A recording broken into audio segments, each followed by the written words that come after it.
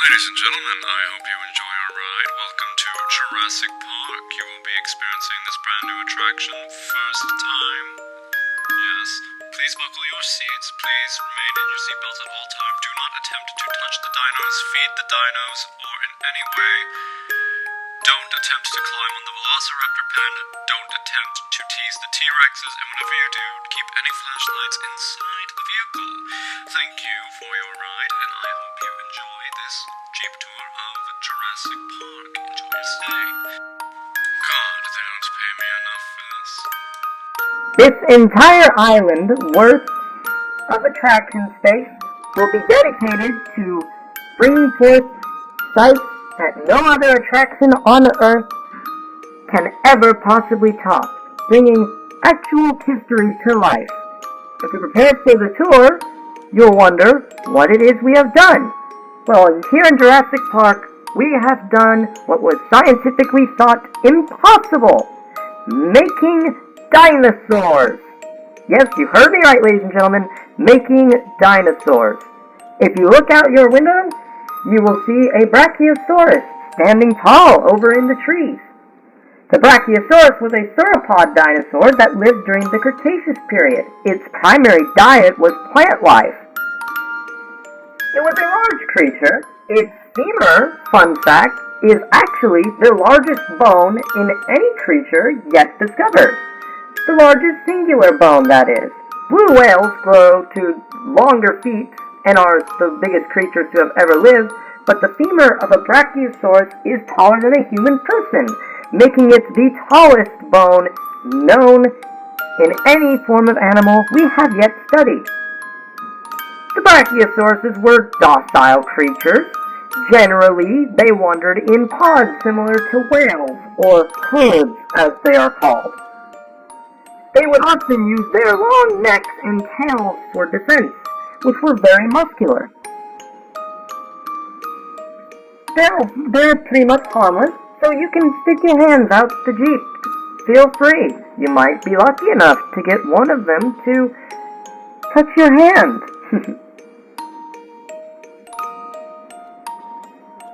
Now, if you look to your right, you will also see Stegosaurus. There's a herd of Stegosaurus that usually wanders through these fields in this area. The Stegosaurus was another creature that originated in the Cretaceous period. It was another quadruped dinosaur. It was known for its plates that ran along its back that provided significant protection. For its intelligence caliber is not the smartest. Stegosauruses have the brain the size of a walnut, which is insufficient to power such a large body. So it is generally thought that they are dumb. But our scientists here at Jurassic Park have discovered far more than just that. The Parasaurolophus that you will see near the back of our vehicle are crested dinosaurs. They were known for producing sounds that bellowed through their crests. They were pretty loud, and it was thought that they would use these sounds to communicate. Now, I'm sure that you have already been blown aback by all of the amazing dinosaurs that we've seen thus far, and you're probably wondering how we've got them around. Well, millions of years ago, there were mosquitoes, just like there were today, and sometimes they would land to feast on a dinosaur. The blood that they drank from a dinosaur would then be carried over. Sometimes these mosquitoes would land on a tree, and there they would be covered in sticky sap. And over the course of millions of years, these mosquitoes became crystallized in the form of amber. Now we can extract dinosaur DNA from these mosquitoes. Obviously there are some parts missing, but replicating the dinosaur's DNA structure with frogs and other forms of prehistoric wildlife or current wildlife, we can create a living dinosaur and hatch them from an egg. This tour has been sponsored by Fazbear Entertainment. Please make sure to see a Fazbear associate today and talk about becoming a Fazbear Entertainment franchisee. Have a great day, and remember to smile. You're the new face of Freddy Fazbear's Pizza. Fazbear Entertainment is not responsible for injury, death, or dismemberment. Now, you're probably thinking, you've been showing us a lot of herbivores thus far, and yeah, I have, but they aren't the only dinosaurs we have. We have some carnivores too. As you'll see, ladies and gentlemen, we're driving past the raptor pen. Velociraptors were pack hunters. Our new data shows that they may have been more bird-like in appearance, but due to our lack of being able to replicate full dinosaur DNA, we had to resort to the more lizard-like appearances of, the way they're portrayed in comic books and movies and other media. Now, the velociraptors were pack hunters. They were deadly efficient with their hooked toes that they could often use to climb surfaces. Our new data shows that they could actually fly for a short amount of distance. And that seems sweet. Except when you realize that they're in packs and be very dangerous to get out there. But don't worry, they're not going anywhere. Now, I recommend you roll up your windows for the next part of the tour. These are the Dilophosaurus. They spit venom, kind of like monitor lizards, except monitor lizards produce their venom in their glands, so they hold them in their mouth. These guys, spit it at you, and it ain't pretty, so I recommend you roll up your windows. We don't know if real Dilophosaurus spat venom. Likelihood is no, but I think it was a result of our genetic engineering that made this happen. This is the closest you'll get to seeing real dinosaurs anywhere, trust me, and one day we ought to perfect this science and make dinosaurs that are just like the way they used to be. Now, to your left, you will see the Mosasaurus pool. Now, Mosasaurus isn't a dinosaur. It's a plesiosaur, a type of underwater lizard that existed millions of years ago, but they existed at the same time as dinosaurs, so they often feasted on them. Mosasaurus would kill even the kings of dinos like Tyrannosaurus rex or Gigantosaurus. They were very big creatures, but they were mostly preyed in the water, mostly to the way similarity to crocodiles, not like sharks. And over here in our other pool, we have the Megalodon. Now, the Megalodon did not exist at the same time as dinosaurs. It's a common misconception. They existed way after and were the apex predators of the ocean at that time. Except for the whales they feasted on. Leviathan was scary. We don't have one of those yet. Maybe one day, but not right now. Now, as we keep going, we get to a pen that I know y'all want to see. Tyrannosaurus rex. The theropod king of the dinos, as he was called. The T-Rex was a predator and was the apex predator of the Cretaceous period. Now, there were a few theropods that hunted in groups that would pose a challenge to the T-Rex here. Namely, the Spinosaurus, if they ever encountered and had a duel over their food.